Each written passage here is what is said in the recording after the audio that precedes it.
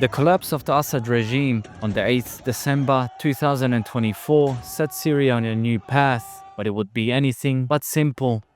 As the new authorities moved to take control, they faced the reality that external powers were already shaping the terrain.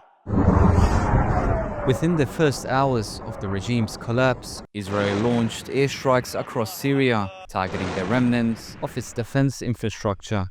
That same day, Israeli forces occupied Mount Hermon, a strategically vital peak overseeing Damascus and the Golan, with Israel describing the move as a temporary buffer zone to protect northern settlements.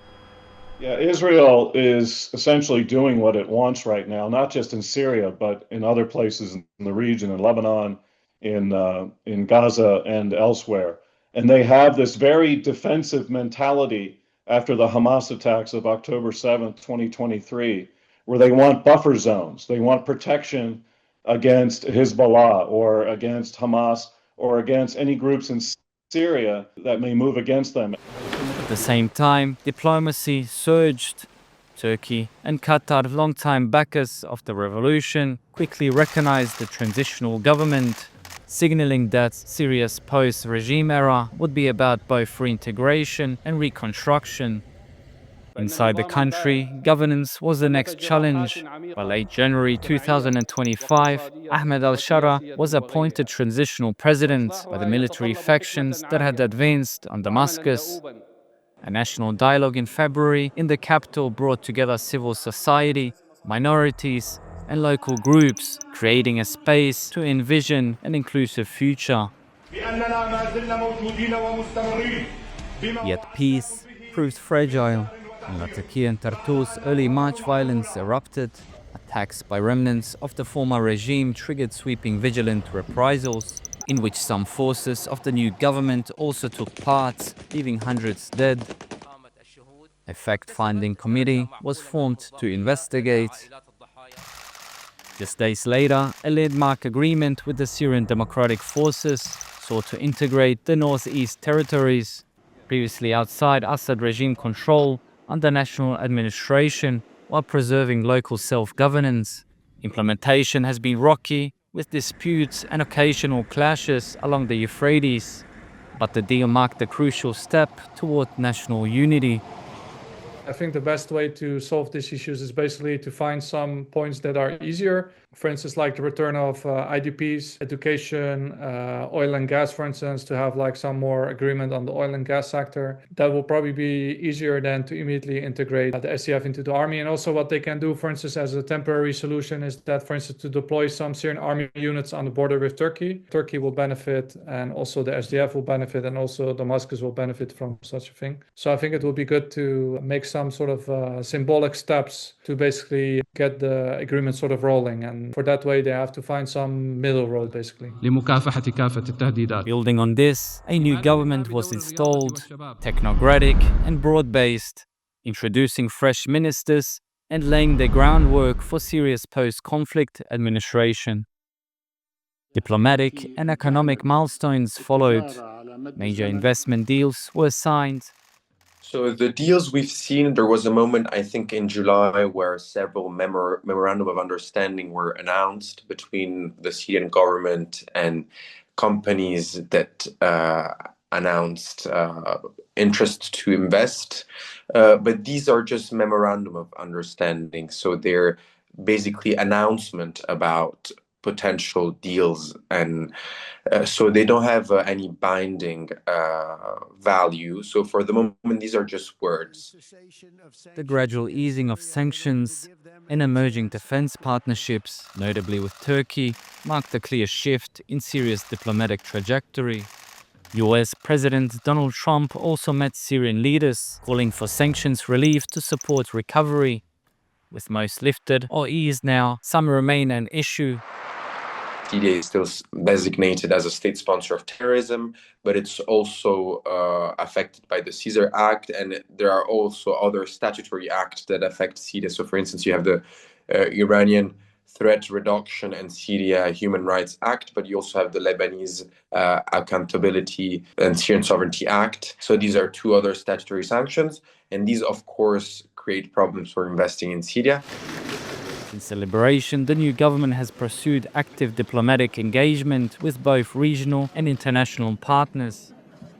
It's almost up to around 2,000 now since the fall of the regime, so it's quite a lot. The amount of engagements by the new government is extraordinary in many cases, but also shows how much interest people have in trying to help Syria out, but also the trust that they have in the new government too. Stability, however, remained fragile. In July 2025, Suwaida erupted as Druze militias clashed with Bedouin tribes, sparked by kidnappings and a power vacuum.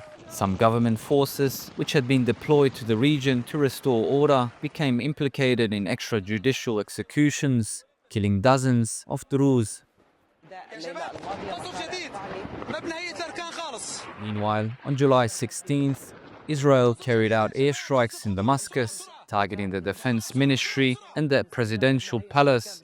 President Ahmed al-Shara condemned the strikes as a declaration of war.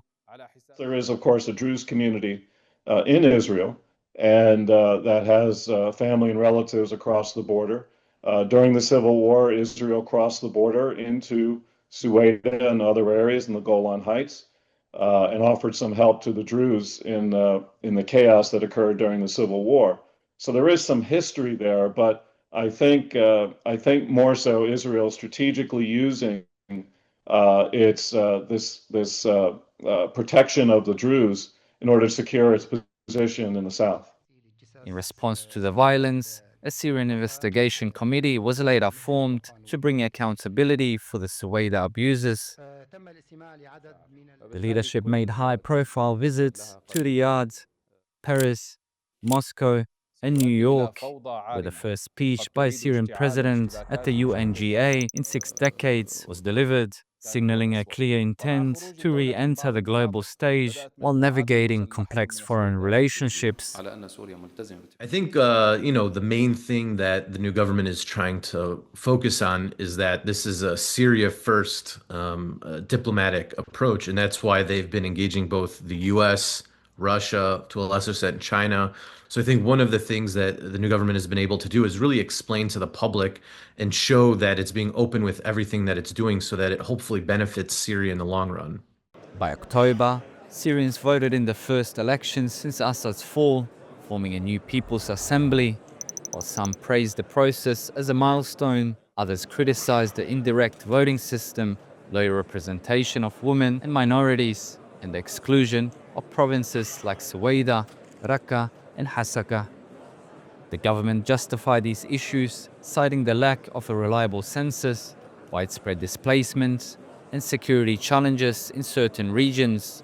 Despite these setbacks, officials framed the elections as a necessary step in Syria's political transition, balancing progress with the harsh realities of rebuilding a war-torn state. In November, the United Nations delisted both President Ahmed al-Shara and Interior Minister Anas Khattab from terrorism-related designations. In a historic breakthrough, Shara became the first Syrian leader in nearly 80 years to be received at the White House.